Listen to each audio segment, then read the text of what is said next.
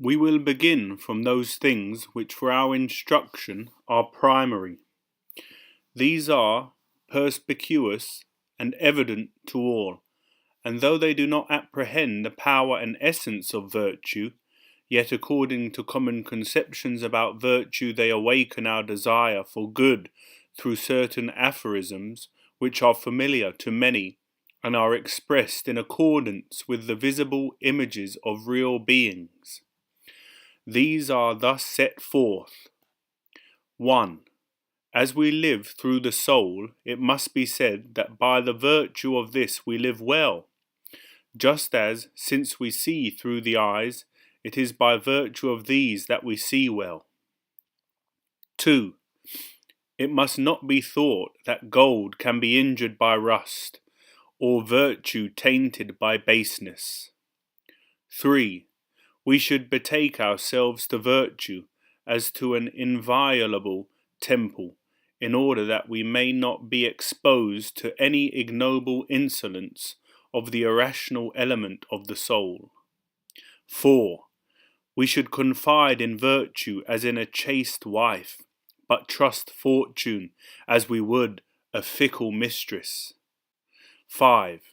It is better that virtue should be received with poverty than wealth with vice, and frugality with health than abundance with disease.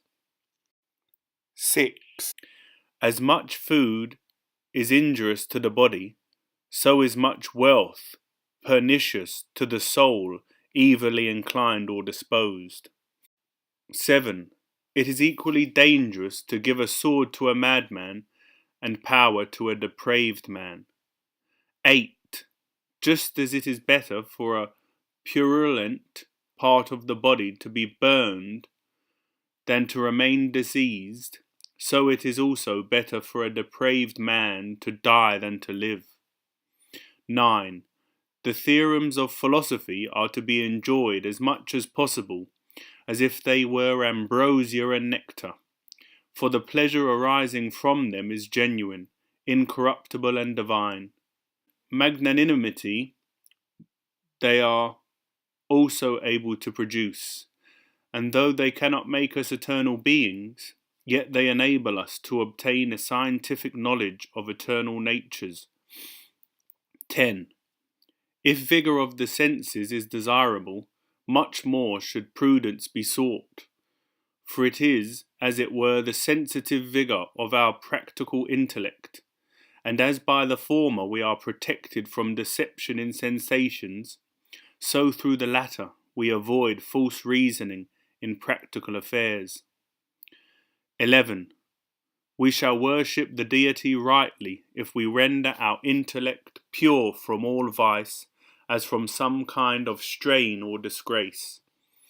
12. We should adorn a temple with gifts, but the soul with disciplines. 13. As prior to the greater mysteries the lesser are delivered, so a disciplinary training must precede the study and acquisition of philosophy. 14. The fruits of the earth are indeed annually imparted, but the fruits of philosophy at every season of the year. 15. Just as land must be specially cultivated by him who wishes to obtain from it the best fruit, so the soul should be most carefully and attentively cultivated, in order that it may produce fruit worthy of its nature. If anyone should contribute additional aphoristic similitudes of this kind, drawn from things manifest to all, he will, by a common reason, arouse students to the study of philosophy.